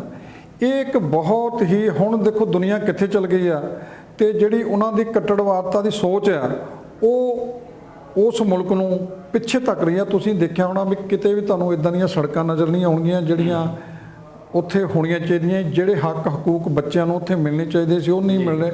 ਜਿਹੜਾ ਬੱਚਾ ਹਜੇ ਉਹਦੇ ਮੁੱਛ ਫੁੱਟਦੀ ਆ ਉਹਨੂੰ ਉਹ ਜਬਰੀ ਆਪਣੇ ਦਸਤੇ ਦੇ ਵਿੱਚ ਸ਼ਾਮਲ ਕਰ ਲੈਂਦੇ ਨੇ, ਉਹਨੂੰ ਲੜਾਕੂ ਬਣਾ ਦਿੰਦੇ ਨੇ ਵੀ ਤੇਰਾ ਕੰਮ ਸਿਰਫ ਆਹ ਲੜਨਾ ਹੀ ਆ। ਉਹ ਉਹਨਾਂ ਦੇ ਖੂਨ ਦੇ ਵਿੱਚ ਇਹ ਗੱਲਾਂ ਰਚ ਗਈਆਂ ਨੇ ਕਿ ਅਸੀਂ ਜਿਹੜਾ ਹੈਗੀ ਲੜਾਈ ਆ ਉਹ ਇਦਾਂ ਹੀ ਜਿਹੜੀ ਆ ਉਹ ਜਾਰੀ ਰੱਖਣੀ ਆ। ਇਹ ਹੁਣ ਜਿਹੜਾ ਅਸਲ ਵਿੱਚ ਪੁਆੜਾ ਪਾਇਆ ਹੋਇਆ, ਇਹ ਅਮਰੀਕਾ ਦਾ ਹੀ ਪਾਇਆ ਹੋਇਆ ਪੁਆੜਾ, ਜਿਹੜਾ ਕਿ ਹੁਣ ਸਾਰੀ ਦੁਨੀਆ ਨੂੰ ਤੇ ਖਾਸ ਕਰਕੇ ਆਂਢੀ ਗੁਆਂਢੀ ਜਿਹੜੇ ਮੁਲਕ ਆ ਉਹਨਾਂ ਨੂੰ ਝੱਲਣਾ ਪੈ ਰਿਹਾ। ਇੱਕ ਚੀਜ਼ ਇਹ ਨਹੀਂ ਲੱਗਦਾ ਕਿ ਇਹਦੇ ਵਿੱਚੋਂ ਨਿਕਲ ਕੇ ਆਉਂਦੀ, ਹੁਣ ਅਫਗਾਨਿਸਤਾਨ ਤਾਲਿਬਾਨੀਆਂ ਦੀ ਇੱਕ ਕਹਿ ਸਕਦੇ ਕਿ ਉਹਨੂੰ ਭੂਗੋਲ ਵੀ ਉਹਦੀ ਮਦਦ ਕਰਦਾ ਹੈ ਤੇ ਬਾਕੀ ਚੀਜ਼ਾਂ ਵੀ ਉਹਦੀ ਮਦਦ ਕਰਦੀਆਂ, ਜਿਸ ਤਰੀਕੇ ਨਾਲ ਅਫੀਮ ਦੀ ਪੈਦਾਵਾਰ ਉੱਥੇ ਹੁੰਦੀ ਆ। ਦੇਸ਼ ਭਰ ਦੀ ਗੱਲ ਕਰ ਲਈਏ ਤੇ ਜੇ ਆਪਾਂ ਪੂਰੇ ਵਿਸ਼ਵ ਦੀ ਗੱਲ ਕਰ ਲਈਏ, 80% ਜਿਹੜੀ ਅਫੀਮ ਆ ਜਿਹੜੀ ਐਕਸਪੋਰਟ ਹੁੰਦੀ ਹੈ ਉਹ ਤਾਲਿਬਾਨ ਉੱਥੋਂ ਅਫਗਾਨਿਸਤਾਨ ਚੋਂ ਹੁੰਦੀ ਹੈ। ਉਹਦਾ ਮੁਨਾਫਾ ਵੀ ਮੋਟਾ ਹੁੰਦਾ ਆ। ਹੁਣ ਉਹ ਚੀਜ਼ ਨੂੰ ਦੇਖ ਲਈਏ ਤੇ ਉਹਨੂੰ ਮਾਫਕ ਬੈਠਣ ਵਾਲਾ ਭੂਗੋਲਿਕ ਸਥਿਤੀਆਂ ਗੱਲ ਕਰ ਲਈਏ, ਉਹ ਹੁਣ ਤਾਲਿਬਾਨਾਂ ਨੂੰ ਤਾਂ ਉਹ ਬਹੁਤ ਫਿੱਟ ਬੈਠਦੀਆਂ ਨੇ। ਹੁਣ ਉਹ ਚੀਜ਼ਾਂ ਨੂੰ ਉਸ ਮੁਲਕ ਦੇ ਨਾਲ ਖੇਡਦੀਆਂ, ਪਹਿਲਾਂ ਰੂਸ ਖੇਡਦਾ ਰਿਹਾ, ਫਿਰ ਅਮਰੀਕਾ ਨੇ ਖੇਡਣ ਦੀ, ਆ ਜਿਹੜੀਆਂ ਵਿਦੇਸ਼ੀ ਤਾਕਤਾਂ ਜਿਹੜੀਆਂ ਉਸ ਮੁਲਕ ਦੇ ਨਾਲ ਖੇਡਦੀਆਂ ਪਈਆਂ, ਉਹ ਸਗੋਂ ਤੇ ਉਹਨਾਂ ਲੋਕਾਂ ਨੂੰ ਹੋਰ ਤਿੱਖਿਆਂ ਕਰਦੀ ਪਈ ਹੈ। ਉਹ ਤਾਂ ਹੋਰ ਜ਼ਿਆਦਾ ਬਾਗੀ ਹੁੰਦੇ ਜਾ ਰਹੇ, ਹੋਰ ਜ਼ਿਆਦਾ ਸਿੱਧੇ ਤੌਰ ਤੇ ਕਹਿ ਜਾਂਦੇ ਆ ਕਿ ਮਾਰੂ ਸਾਬਤ ਹੁੰਦੇ ਜਾ ਰਹੇ। ਉਹ ਤਾਂ ਫਿਰ ਕੱਲ ਭਲਕ ਨੂੰ ਹੋਰ ਵੀ ਇਸ ਤੋਂ ਜ਼ਿਆਦਾ ਖਤਰਨਾਕ ਰੂਪ ਅਖਤਿਆਰ ਕਰਨਗੇ। ਜਸਵੀਰ ਜੀ, ਜਿਹੜਾ ਉਹ ਉਸ ਮੁਲਕ ਦਾ ਜੇ ਤੁਸੀਂ ਕਲਚਰ ਦੇਖੋ, ਸੱਭਿਆਚਾਰ ਨੂੰ ਦੇਖੋ ਤੇ ਬੜਾ ਅਮੀਰ ਹੈ। ਤੇ ਸਾਡਾ ਤਾਂ ਜੇ ਵਾਹ ਵਾਸਤਾ ਜੇ 200 ਸਾਲ ਆਪਾਂ ਪਹਿਲਾਂ ਪਿੱਛੇ ਵੀ ਚੱਲ ਜਾਈਏ, ਮਹਾਰਾਜਾ ਰਣਜੀਤ ਸਿੰਘ ਦੇ ਰਾਜ ਵੇਲੇ, ਤੇ ਉੱਥੇ ਤੱਕ ਤਾਂ ਪੰਜਾਬੀ ਆਪਣੇ ਜਮਰੌਦ ਦਾ ਜਿਹੜਾ ਕਿਲ੍ਹਾ ਹੈ ਉੱਥੇ ਫਤਿਹ ਕਰ ਚੁੱਕੇ, ਉਹਨੂੰ ਖੈਬਰ ਦਾ ਦਰਾ ਜਿਹੜਾ, ਜਿੱਥੇ ਤੱਕ ਅਜੇ ਅਮਰੀਕਾ ਵੀ ਫਤਿਹ ਹਾਸਲ ਨਹੀਂ ਕਰ ਸਕਿਆ। ਉਹ ਮਾਣ ਜਿਹੜਾ ਪੰਜਾਬੀਆਂ ਦੇ ਹਿੱਸੇ ਆਇਆ ਹੈਗਾ। ਉਸ ਅਮੀਰ ਸੱਭਿਆਚਾਰ ਰੱਖਣ ਵਾਲੇ ਮੁਲਕ ਨੂੰ ਤਬਾਹ ਕਰਨ ਦੇ ਪਿੱਛੇ ਜਿਹੜੀਆਂ ਦੋ ਵੱਡੀਆਂ ਤਾਕਤਾਂ ਲੱਗੀਆਂ ਰਹੀਆਂ, ਉਹ ਇੱਕ ਪਾਸੇ ਅਮਰੀਕਾ ਸੀ ਤੇ ਦੂਜੇ ਪਾਸੇ ਰੂਸ ਸੀ। ਇਹਨਾਂ ਦੋਨਾਂ ਮੁਲਕਾਂ ਨੇ ਹੀ ਉਸ ਦੇਸ਼ ਦੀ ਤਬਾਹੀ ਦਾ ਮੁੱਢ ਬੰਨਿਆ। ਤੇ ਉਹ ਹੁਣ ਤੁਸੀਂ ਦੇਖ ਲਓ ਵੀ 40-50 ਸਾਲ ਹੋ ਚੱਲੇ ਨੇ ਉਹਨਾਂ ਨੂੰ ਲੜਦਿਆਂ ਹੋਇਆਂ। ਉੱਥੇ ਕੋਈ ਵੀ ਮੁਲਕ ਦੇ ਵਿੱਚ ਇੱਦਾਂ ਦੀ ਕੋਈ, ਜਿੱਦਾਂ ਕਹ ਲਓ ਵੀ ਕੱਚੇ ਮਕਾਨ ਹਜੇ ਨੇ, ਕੋਈ ਸਕੂਲ ਨਹੀਂ ਹੈਗਾ ਚੱਜਦਾ, ਕੋਈ ਹਸਪਤਾਲ ਨਹੀਂ ਚੱਜਦਾ। ਜਦੋਂ ਕਿਤੇ ਘਟਨਾ ਵਾਪਰ ਜਾਂਦੀ ਹੈ ਉੱਥੇ ਜਿੱਦਾਂ ਦਾ ਮਾਹੌਲ ਬਣ ਗਿਆ ਹੈਗਾ, ਬੜੀ ਬੇਰਹਿਮੀ ਦੇ ਨਾਲ ਜਿਹੜੀਆਂ ਘੱਟ ਗਿਣਤੀਆਂ ਨੇ ਉਹਨਾਂ ਨੂੰ ਨਿਸ਼ਾਨਾ ਬਣਾਇਆ ਜਾਂਦਾ। ਤੁਸੀਂ ਦੇਖਿਆ ਹੋਣਾ ਵੀ ਹੁਣ ਇੱਦਾਂ ਦੀਆਂ ਰਿਪੋਰਟਾਂ ਆ ਰਹੀਆਂ ਨੇ ਵੀ ਜਿਹੜੇ ਉੱਥੇ ਸਿੱਖ ਵਸਦੇ ਨੇ, ਖਾਸ ਕਰਕੇ ਉਹਨਾਂ ਦੀਆਂ ਰਿਪੋਰਟਾਂ ਅਸੀਂ ਦੇਖੀਆਂ ਕਿ ਕਿੱਦਾਂ ਸਰਦਾਰਾਂ ਨੂੰ ਉੱਥੇ ਜੇ ਮੁਸਲਮਾਨ ਨਾਲੇ ਬੌਲਤਾ ਵਾਲੇ ਇਲਾਕੇ 'ਚ ਜਾਂਦੇ ਨੇ ਤੇ ਉਹਨਾਂ ਨੂੰ ਸਪਸ਼ਟ ਕਿਹਾ ਜਾਂਦਾ ਵੀ ਹੁਣ ਤੂੰ ਕੱਲ੍ਹ ਨੂੰ ਇੱਧਰ ਨੂੰ ਨਹੀਂ ਆਉਣਾ। ਇੱਦਾਂ ਹੀ ਜਿਹੜੀਆਂ ਉੱਥੇ ਸਿੱਖ ਔਰਤਾਂ ਨੇ ਉਹਨਾਂ ਨਾਲ ਵੀ ਛੇੜਖਾਨੀ ਹੁੰਦੀ ਹੈ ਜੀ। ਉਹਨਾਂ ਦੀਆਂ ਇੱਜ਼ਤਾਂ ਨੂੰ ਵੀ ਹੱਥ ਪਾਇਆ ਜਾਂਦਾ। ਉਹ ਡਰ ਦੇ ਸਾਏ ਦੇ ਵਿੱਚ ਰਹਿ ਰਹੀਆਂ, ਡਰ ਦਾ ਸਾਇਆ ਉੱਥੇ ਕਾਇਮ ਕੀਤਾ ਜਾ ਰਿਹਾ। ਇੱਦਾਂ ਦੇ ਮਾਹੌਲ ਵਿੱਚ ਕੋਈ ਵੀ ਮਨੁੱਖ ਜਿਹੜਾ ਨਾ ਤਾਂ ਉਹਦੀ ਤਰੱਕੀ ਹੋ ਸਕਦੀ, ਜਦੋਂ ਉਹਨੂੰ ਸਾਹ ਲੈਣਾ ਹੀ ਔਖਾ ਹੋਇਆ ਵੀ ਪਤਾ ਨਹੀਂ ਗੋਲੀ ਕਿੱਧਰੋਂ ਆ ਜਾਣੀ, ਪਤਾ ਨਹੀਂ ਬੰਬ ਕਿੱਧਰੋਂ ਆ ਜਾਣਾ, ਇੱਦਾਂ ਦੇ ਮਾਹੌਲ ਦੇ ਵਿੱਚ ਉਹਨਾਂ ਕੋਲ ਇੱਕੋ ਇੱਕ ਰਾਹ ਵੱਜਦਾ ਵੀ ਅਸੀਂ ਛੱਡ ਕੇ ਭੱਜ ਜੀ। ਇਹੋ ਜਿਹੜਾ ਮਾਹੌਲ ਜਦੋਂ ਕਿਸੇ ਵੀ ਦੇਸ਼ ਵਿੱਚ ਸਿਰਜ ਹੁੰਦਾ, ਖਾਸ ਕਰਕੇ ਜਦੋਂ ਜੇ ਸਾਡਾ ਕਹ ਲਓ ਵੀ ਗੁਆਂਢੀਆਂ ਦੇ ਘਰ 'ਚ ਹੀ ਰੌਲਾ ਪੈਂਦਾ, ਜੇ ਗੁਆਂਢੀਆਂ ਦੇ ਘਰ ਨੂੰ ਹੀ ਅੱਗ ਲੱਗੀ ਆ ਤੇ ਸੇਕ ਜਿਹੜਾ ਸਾਨੂੰ ਪਹੁੰਚਣਾ। ਇਸ ਕਰਕੇ ਉਸ ਖਿੱਤੇ ਦੇ ਵਿੱਚ ਸ਼ਾਂਤੀ ਰਹਿਣੀ ਬੜੀ ਜ਼ਰੂਰੀ ਆ। ਉਹਦਾ ਸਾਨੂੰ ਵੀ ਫਾਇਦਾ ਹੋਣਾ ਤੇ ਆਲੇ ਦੁਆਲੇ ਮੁਲਕ ਜਿਹੜੇ ਰਹਿੰਦੇ ਆ ਉਹਨਾਂ ਨੂੰ ਫਾਇਦਾ ਹੋਣਾ। ਇਹਦਾ ਪ੍ਰਭਾਵ ਜਿਹੜਾ ਉਹ ਫਿਰ ਸਮੁੱਚੀ ਦੁਨੀਆ ਦੇ ਉੱਤੇ ਪੈਣਾ। ਬਿਲਕੁਲ, ਸਮੁੱਚੀ ਦੁਨੀਆ ਦੇ ਉੱਤੇ ਪੈਣਾ, ਔਰ ਸਮੁੱਚੀ ਦੁਨੀਆ ਦੇ ਉੱਤੇ ਪ੍ਰਭਾਵ ਤਾਂ ਪੈਣਾ ਹੀ ਪੈਣਾ। ਇਤਿਹਾਸ ਆਪਣੇ ਆਪ ਦੇ ਵਿੱਚ ਪ੍ਰਭਾਵ ਦੱਸਦਾ ਕਿ ਅਫਗਾਨਿਸਤਾਨ ਦਾ ਪ੍ਰਭਾਵ ਕਿਹੋ ਜਿਹਾ ਰਿਹਾ, ਕਿਉਂਕਿ ਇਤਿਹਾਸਕਾਰ ਕਹਿੰਦੇ ਆ ਅਫਗਾਨਿਸਤਾਨ ਬਹੁਤ ਸਾਰੇ ਸਮਰਾਜਾਂ ਦੀ ਕਬਰਗਾਹ ਆ। ਇਹਨੂੰ ਕਬਰਗਾਹ ਕਿਹਾ ਜਾਂਦਾ ਹੈ। ਇਸੇ ਤਰੀਕੇ ਨਾਲ ਜਦੋਂ ਅੰਗਰੇਜ਼ ਪੂਰੇ ਖਿੱਤੇ ਦੇ ਵਿੱਚ ਜਿਹੜਾ ਉਹ ਕਬਜ਼ਾ ਕਰਨ ਦੀ ਕੋਸ਼ਿਸ਼ ਦੇ ਵਿੱਚ ਲੱਗੇ ਸੀ ਤੇ ਜਦੋਂ ਅਫਗਾਨਿਸਤਾਨ ਗਏ ਸੀਗੇ ਤੇ ਉਹਦੇ ਤੋਂ ਬਾਅਦ ਕੰਨਾਂ ਨੂੰ ਹੱਥ ਲਾ ਕੇ ਇਹ ਕਹਿ ਕੇ ਉੱਥੋਂ ਕਿਨਾਰਾ ਕਰ ਲਿਆ ਸੀ ਕਿ ਇਹ ਤਾਂ ਉਜੜ ਲੋਕ ਨੇ, ਇਹਨਾਂ ਦੇ ਉੱਤੇ ਸੱਤਾ ਨਹੀਂ ਕੀਤੀ ਜਾ ਸਕਦੀ, ਇਹ ਸ਼ਾਸਨ ਕਰਨ ਦੇ ਲਾਇਕ ਲੋਕ ਨਹੀਂ ਆ, ਤੇ ਫਿਰ ਉੱਥੋਂ ਕਿਨਾਰਾ ਕਰ ਲਿਆ ਸੀ। ਕਾਰਨ ਕਿ ਇਹਨਾਂ ਦੇ ਹੱਥ ਪੱਲੇ ਨਹੀਂ ਆ ਰਹੇ ਸੀ ਲੋਕ। ਸੋ ਰੂਸ ਨੇ ਵੀ ਕੋਸ਼ਿਸ਼ ਕਰ ਲਈ ਆਪਣੇ ਅਧੀਨ ਰੱਖਣ ਦੀ, ਉਹ ਨਿਕਲ ਗਿਆ ਇੱਥੋਂ। ਅਮਰੀਕਾ ਨੇ ਰੱਖਣ ਦੀ ਕੋਸ਼ਿਸ਼ ਕਰ ਲਈ ਹੈ। ਅਜੇ ਹੁਣੇ ਹੀ ਅਮਰੀਕਾ ਨੇ ਆਪਣੀਆਂ ਫੌਜਾਂ ਵਾਪਸ ਬੁਲਾਉਣੀਆਂ ਸ਼ੁਰੂ ਕੀਤੀਆਂ ਸੀ ਤੇ ਸਥਿਤੀਆਂ ਜਿਹੜੀਆਂ ਉਹ ਇੱਥੋਂ ਤੱਕ ਬਣ ਗਈਆਂ ਕਿ ਹੁਣ ਸਰਕਾਰ ਜਿਹੜੀ ਆ ਉਹ ਡਿੱਗ ਚੁੱਕੀ ਹੈ, ਰਾਸ਼ਟਰਪਤੀ ਉੱਥੋਂ ਫਰਾਰ ਹੋ ਚੁੱਕੇ ਨੇ, ਔਰ ਉਸ ਸਭ ਤੋਂ ਬਾਅਦ ਤਾਲਿਬਾਨ ਦਾ ਕਬਜ਼ਾ ਪੂਰਨ ਰੂਪ ਦੇ ਵਿੱਚ ਅਫਗਾਨਿਸਤਾਨ ਦੇ ਉੱਤੇ ਹੋ ਚੁੱਕਾ ਹੈ। ਹੁਣ ਇਹਦੇ ਭਵਿੱਖਮੁਖੀ ਨਤੀਜੇ ਕੀ ਨਿਕਲਣਗੇ? ਮੇਰਾ ਖਿਆਲ ਹੈ ਕਿ ਇਹ ਬਹੁਤ ਧਿਆਨ ਮੰਗਦੀਆਂ ਨੇ ਚੀਜ਼ਾਂ ਕਿ ਹਰ ਮੁਲਕ ਦੇ ਅੰਦਰ ਤਰਾਸਦੀ, ਔਰ ਖਾਸ ਤੌਰ ਤੇ ਇਸ ਤਾਲਿਬਾਨ ਦੀ ਸੱਤਾ ਨੂੰ ਇਸ ਤੋਂ ਪਹਿਲਾਂ ਵੀ ਜਿਨ੍ਹਾਂ ਨੇ ਮਾਨਤਾ ਪ੍ਰਦਾਨ ਕੀਤੀ ਸੀ ਉਹਨਾਂ ਦੇ ਵਿੱਚ ਪਾਕਿਸਤਾਨ ਦਾ ਨਾਮ ਜਿਹੜਾ ਉਹ ਪਹਿਲ ਦੇ ਆਧਾਰ ਤੇ ਲਿਆ ਜਾਂਦਾ। ਇਹਦੇ ਤੋਂ ਇਲਾਵਾ ਸਾਊਦੀ ਅਰਬ ਦਾ ਨਾਮ ਲਿਆ ਜਾਂਦਾ, UAE ਦਾ ਨਾਮ ਜਿਹੜਾ ਉਹ ਲਿਆ ਜਾਂਦਾ ਜਿਨ੍ਹਾਂ ਨੇ ਇਹਨੂੰ ਮਾਨਤਾ ਦਿੱਤੀ ਸੀ। ਵਿਸ਼ਵ ਦੇ ਕਿਸੇ ਮੁਲਕ ਨੇ ਇਹਨਾਂ ਨੂੰ ਮਾਨਤਾ ਜਿਹੜੀ ਆ ਉਹ ਨਹੀਂ ਦਿੱਤੀ ਸੀਗੀ ਤੇ ਹੁਣ ਇੱਕ ਵਾਰ ਫਿਰ ਸਥਿਤੀਆਂ ਬਣਦੀਆਂ ਨਜ਼ਰ ਆ ਰਹੀਆਂ ਨੇ। ਹਾਲਾਂਕਿ ਇਹ ਵੀ ਕਿਹਾ ਗਿਆ ਸੀਗਾ ਕਿ ਜੇ ਕੰਧਾਰ ਦੇ ਉੱਤੇ, ਕਾਬੁਲ ਦੇ ਉੱਤੇ ਹਮਲਾ ਬੋਲਿਆ ਗਿਆ ਤੇ ਮੁਆਫ ਨਹੀਂ ਕੀਤਾ ਜਾਏਗਾ, ਪਰ ਇਸ ਸਮੇਂ ਤਕਰੀਬਨ 90% ਹਿੱਸੇ ਦੇ ਉੱਤੇ ਅਫਗਾਨਿਸਤਾਨ ਦੇ ਉੱਤੇ ਤਾਲਿਬਾਨੀਆਂ ਨੇ ਆਪਣਾ ਕਬਜ਼ਾ ਕਰ ਲਿਆ। ਇਹਦੇ ਨਤੀਜੇ ਕੀ ਨਿਕਲਣਗੇ ਉਹ ਅਜੇ ਭਵਿੱਖ 'ਚ ਪਤਾ ਲੱਗਣਗੇ, ਪਰ ਇਸ ਵੇਲੇ ਜਿਹੜੀ ਭੱਜ ਦੌੜ ਮਚੀ ਹੋਈ ਆ, ਜਿੱਦਾਂ ਲੋਕਾਂ ਦੀਆਂ ਜਾਨਾਂ ਜਾ ਰਹੀਆਂ ਨੇ, ਜਿਸ ਤਰੀਕੇ ਨਾਲ ਲੋਕ ਹਰ ਹੀਲਾ ਵਰਤ ਕੇ ਕੋਈ ਪਾਕਿਸਤਾਨ ਨਿਕਲ ਰਿਹਾ, ਕੋਈ ਕਿਤੇ ਨਿਕਲ ਰਿਹਾ, ਕੋਈ ਕਿਤੇ ਨਿਕਲ ਰਿਹਾ, ਉਹ ਸਥਿਤੀਆਂ ਦੱਸਦੀਆਂ ਪਈਆਂ ਨੇ ਕਿ ਲੋਕ ਉਸ ਸੱਤਾ ਦੇ ਵਿੱਚ ਨਹੀਂ ਰਹਿਣਾ ਚਾਹੁੰਦੇ। ਔਰ ਸਭ ਤੋਂ ਵੱਡੀ ਗੱਲ ਮੈਨੂੰ ਲੱਗਦਾ ਕਿ ਚਿੰਤਾ ਕਰਨੀ ਬਣਦੀ ਹੈ ਨਾਲੀ ਸਾਹਿਬ ਇਸ ਗੱਲ ਦੀ ਕਿ ਜਿਹੜੇ ਅਫਗਾਨਿਸਤਾਨ ਦੇ ਵਿਦਿਆਰਥੀ ਇੱਥੇ ਪੰਜਾਬ 'ਚ ਪੜ੍ਹਦੇ ਪਏ ਆ, ਕੁਝ ਖੇਤੀਬਾੜੀ ਯੂਨੀਵਰਸਿਟੀ ਲੁਧਿਆਣੇ 'ਚ ਪੜ੍ਹਦੇ ਪਏ ਆ, ਕੁਝ ਇੱਥੇ ਪ੍ਰਾਈਵੇਟ ਯੂਨੀਵਰਸਿਟੀ ਹੈ ਜਲੰਧਰ ਦੇ ਵਿੱਚ ਉੱਥੇ ਪੜ੍ਹਦੇ ਪਏ ਆ, ਉਹ ਵਿਦਿਆਰਥੀ ਹੁਣ ਵਾਪਸ ਜਾਣ ਨੂੰ ਤਿਆਰ ਨਹੀਂ ਆ। ਉਹ ਵਿਦਿਆਰਥੀਆਂ ਦਾ ਕਹਿਣਾ ਹੈ ਕਿ ਸਾਨੂੰ ਖੌਫ ਆਉਂਦਾ ਇਸ ਗੱਲ ਤੋਂ ਕਿ ਜੇ ਅਸੀਂ ਵਾਪਸ ਚਲੇ ਗਏ ਸਾਡਾ ਤਾਂ ਇਹਨਾਂ ਨੇ ਸਿਰ ਕਲਮ ਕਰ ਦੇਣਾ। ਬਿਲਕੁਲ, ਉੱਥੇ ਜਿਹੜੇ ਜਿੰਨੀ ਕੱਟੜਵਾਦਤਾ ਹੈਗੀ ਆ, ਜਿਹੜੇ ਨਿਆਣਿਆਂ ਨੂੰ ਪੜ੍ਹਨ ਨਹੀਂ ਦੇ ਸਕਦੇ, ਜਿਸ ਦੇ ਨਾਲ ਗਿਆਨ ਵਧਣਾ, ਜਿਸ ਦੇ ਨਾਲ ਗਾਂ ਤੁਸੀਂ ਤਕਨੀਕ ਸਿੱਖਣੀ ਆ, ਜਿਹਦੇ ਨਾਲ ਦੇਸ਼ ਦਾ ਵਿਕਾਸ ਹੋਣਾ, ਜਦੋਂ ਤੁਸੀਂ ਉਸ ਰਾਹ ਤੇ ਹੀ ਨਹੀਂ ਪੈਣ ਦੇਣਾ ਤੇ ਉਹਨਾਂ ਨੂੰ ਤਾਂ ਹੁਣੇ ਹੀ ਪਤਾ ਲੱਗ ਗਿਆ ਵੀ ਜਾਨ ਦਾ ਸਾਨੂੰ ਖਤਰਾ ਹੈਗਾ ਤੇ ਉੱਥੇ ਦੇ ਮੁਲਕ ਦੇ ਲੋਕ ਜਿਹੜੇ ਨੇ, ਨੌਜਵਾਨ ਨੇ, ਬੁੱਢੇ ਨੇ, ਬੱਚੇ ਨੇ, ਉਹ ਸਾਰੇ ਉੱਥੋਂ ਕਿਸੇ ਨਾ ਕਿਸੇ ਰੂਪ 'ਚ ਭੱਜਣਾ ਚਾਹੁੰਦੇ ਨੇ, ਭੱਜ ਵੀ ਰਹੇ। ਤੇ ਜਿਹੜੇ ਪਹਿਲਾਂ ਹੀ ਦੇਸ਼ ਤੋਂ ਬਾਹਰ ਨੇ ਉਹ ਕਿੱਦਾਂ ਸੋਚ ਸਕਦੇ ਨੇ ਕਿ ਅਸੀਂ ਆਪਣੇ ਮੁਲਕ ਨੂੰ ਚਲੇ ਜਾਈਏ। ਮੈਂ ਤੁਹਾਨੂੰ ਇੱਕ 2009 ਦੀ ਘਟਨਾ ਦੱਸਦਾ, ਜਿਸ ਤੋਂ ਅਸੀਂ ਕੋਪਨਹੈਗਨ ਗਏ ਸੀਗੇ, ਜਦੋਂ ਪੂਰੇ ਦੁਨੀਆ ਭਰ ਦੇ ਲੋਕ ਜਿਹੜੇ ਉੱਥੇ ਵਾਤਾਵਰਣ ਦੇ ਸੰਬੰਧ ਵਿੱਚ ਇਕੱਠੇ ਹੋਏ ਸੀ, ਉਦੋਂ ਸਾਡੇ ਜਿਹੜੇ ਉਹ ਚੱਲ ਰਿਹਾ ਸੀ ਸੈਸ਼ਨ ਜੀ, ਉਹਦੇ ਵਿੱਚ ਇੱਕੋ ਇੱਕ ਜਾਣੀ ਕਿ ਲੇਡੀ ਇੱਕ ਆਈ ਹੋਈ ਸੀ ਅਫਗਾਨਿਸਤਾਨ ਦੀ, ਤੇ ਜਦੋਂ ਉਹ ਉੱਥੇ ਦੀਆਂ ਗੱਲਾਂ ਕਰਦੀ ਸੀਗੀ ਵੀ ਹਾਲਾਤ ਕੀ ਨੇ, ਤੇ 30 ਮੁਲਕਾਂ ਦੇ ਲੋਕ ਹੋਰ ਸੀ ਜਿਨ੍ਹਾਂ ਦੇ ਵਿੱਚ ਅਸੀਂ ਵੀ ਸ਼ਾਮਲ ਸੀ, ਤੇ ਉਹਦੀਆਂ ਗੱਲਾਂ ਸੁਣ ਕੇ ਜਸਵੀਰ ਜੀ ਅੱਖਾਂ 'ਚੋਂ ਉੱਥੋਂ ਆਪ ਹੀ ਆਉਂਦੇ ਸੀ ਵੀ ਉਹ ਕਿਹੜੇ ਹਾਲਾਤਾਂ ਦੇ ਵਿੱਚ ਰਹਿ ਰਹੇ ਨੇ। ਇਹ ਗੱਲ 2009 ਦੀ ਹੈ, ਦਸੰਬਰ ਦੀ। ਤੁਸੀਂ ਦੇਖੋ ਵੀ ਉਹ ਹੁਣ ਕਿੰਨੇ ਹੋਰ 10-12 ਸਾਲ ਹੋ ਗਏ ਨੇ ਇਸ ਗੱਲ ਨੂੰ ਵੀ ਉੱਥੇ ਹਾਲਾਤ ਸੁਧਰਨ ਦੀ ਬਜਾਏ ਵਿਗੜੇ ਨੇ, ਉੱਥੇ ਜਿਹੜੀਆਂ ਫੌਜਾਂ ਅਮਰੀਕਾ ਨੇ ਤੇ ਹੋਰ ਦੇਸ਼ਾਂ ਨੇ, ਜਿਹੜੀਆਂ ਨਾਟੋ ਦੇ ਦੇਸ਼ ਸੀ, ਉਹ ਉਹਨਾਂ ਨੇ ਭੇਜੀਆਂ ਸੀਗੀਆਂ। ਜਦੋਂ ਉਹਨਾਂ ਦੇਸ਼ਾਂ 'ਚ ਦੇ ਫੌਜੀ, ਖਾਸ ਕਰਕੇ ਅਮਰੀਕਾ ਦੇ ਫੌਜੀ, ਉਹਨਾਂ ਦੀਆਂ ਲਾਸ਼ਾਂ ਜਦੋਂ ਵਾਪਸ ਆਪਣੇ ਦੇਸ਼ ਅਮਰੀਕਾ 'ਚ ਜਾਂਦੀਆਂ ਸੀ ਤੇ ਉੱਥੇ ਇੰਨੀ ਹਾਹਾਕਾਰ ਮਚਦੀ ਸੀ ਵੀ ਤੁਸੀਂ ਕਿਸੇ ਹੋਰ ਤੀਜੇ ਥਾਂ ਤੇ ਜਾ ਕੇ ਜਿਹੜਾ ਪੰਗਾ ਲਿਆ, ਜਿਹੜਾ ਤੁਸੀਂ ਸ਼ਾਂਤੀ ਦਾ ਬਹਾਨਾ, ਦੇਖੋ ਜੰਗ ਦਾ ਹੋਰ ਹੁੰਦਾ, ਅਸਲ ਵਿੱਚ ਉਹ ਜਿਹੜੀ ਆ ਹਥਿਆਰਾਂ ਦੀ ਨੁਮਾਇਸ਼ ਕਰਨੀ ਹੁੰਦੀ ਆ ਵੀ ਹੁਣ ਇਦੋਂ ਬਾਅਦ ਸਾਡੇ ਕੋਲ ਆਹ ਹਥਿਆਰ ਆ ਗਏ, ਉਦੋਂ ਬਾਅਦ ਸਾਡੇ ਕੋਲ ਆਹ ਹਥਿਆਰ ਆ ਗਏ, ਜੇ ਉਹਨਾਂ ਕੋਲ ਆਹ ਹਥਿਆਰ ਆ ਤਾਲਿਬਾਨਾਂ ਕੋਲ, ਅਸੀਂ ਇਹਦਾ ਮੁਕਾਬਲਾ ਕਰਨ ਲਈ ਆਹ ਲੈ ਆਉਂਦੇ ਨੇ।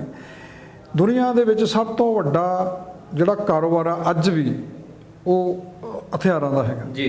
ਦੂਜੇ ਨੰਬਰ ਤੇ ਪੈਟਰੋਲੀਅਮ ਦਾ ਆਉਂਦਾ, ਤੇ ਤੀਜੇ ਨੰਬਰ ਦੇ ਉੱਤੇ ਇਹ ਹੋਇਆ ਵੀ ਜਿਹੜਾ ਨਸ਼ਿਆਂ ਦਾ ਕਾਰੋਬਾਰ ਆ ਉਹ ਬੜਾ ਵੱਡਾ ਆ, ਤੇ ਉਹਦਾ ਜਿਹੜਾ ਕੇਂਦਰ ਬਿੰਦੂ ਆ ਉਹ ਨਸ਼ਿਆਂ ਦਾ, ਜਿੱਥੋਂ 80% ਤੁਸੀਂ ਦੱਸਿਆ ਵੀ ਅਫੀਮ ਦੀ ਖੇਤੀ ਜਿਹੜੀ ਹੁੰਦੀ ਆ, ਉਸ ਅਫੀਮ ਦੀ ਖੇਤੀ ਨੂੰ ਤਬਾਹ ਕਰਨ ਲਈ ਵੀ ਅਮਰੀਕਾ ਨੇ ਪੂਰਾ ਜ਼ੋਰ ਲਾਇਆ, ਉੱਥੇ ਬੰਬਾਰੀ ਕੀਤੀ, ਉਸ ਫਸਲ ਨੂੰ ਵੱਢਿਆ, ਤਾਂ ਕਿ ਇਹ, ਕਿਉਂਕਿ ਉਹਨਾਂ ਦੀ ਕਮਾਈ ਦਾ ਜਿਹੜਾ ਸਾਧਨ ਆ ਵੱਡਾ ਉਹ ਇਹੋ ਹੀ ਆ ਜੀ।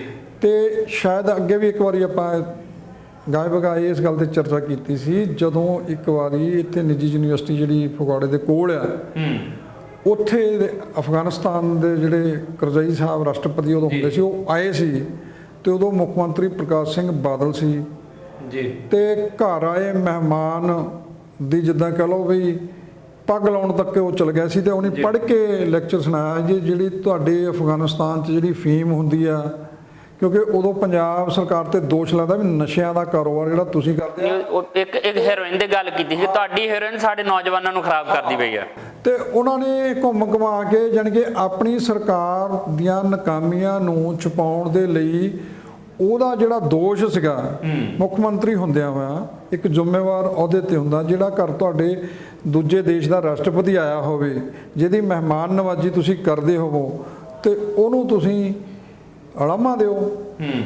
ਬਈ, ਉਹ ਵਿਚਾਰੇ ਨੂੰ ਪਹਿਲਾਂ ਤਾਂ ਸਮਝ ਨਹੀਂ ਲੱਗੀ, ਜਦੋਂ ਉਹਦਾ ਨਾਂ ਹੀ ਲਿਆ ਗਿਆ ਤੇ ਉਹ ਉੱਠ ਕੇ ਖੜਾ ਹੋ ਗਿਆ ਵੀ ਖਰੇ ਪਤਾ ਨਹੀਂ ਸਤਿਕਾਰ 'ਚ ਮੁੱਖ ਮੰਤਰੀ ਸਾਹਿਬ ਪੰਜਾਬ ਦੇ ਕੀ ਬੋਲਣ ਲੱਗੇ ਨੇ।